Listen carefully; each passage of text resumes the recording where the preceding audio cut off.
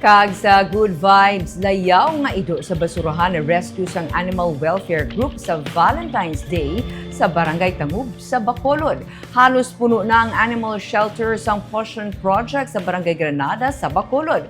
Pero sa makita sang anak sang caretaker sang Animal Welfare Group, ang isa kalayaw nga ido sa basurahan sa Barangay Tangub sa nagdigad nga Valentine's Day, nagdesisyon sila i-rescue ang ido nga ila ginhingadlan nga si Valentino. Ginsiling ni Malu Perez, ang founder sang Potion Project, halos hindi na makatindog kag daw tagumatayo na si Valentino sang ila ma-rescue. Gilayo nila ini nga gindala sa veterinary clinic para mapabulong. Nakaamat-amat na karon bangon si Valentino pero ginakinahanglan sang Animal Welfare Group sang dugang nga bulig para sa iya pagpabulong antes pa man siya temporaryo nga dalon sa shelter para mapangitaan sang posible magatatap sa iya nga fur parent.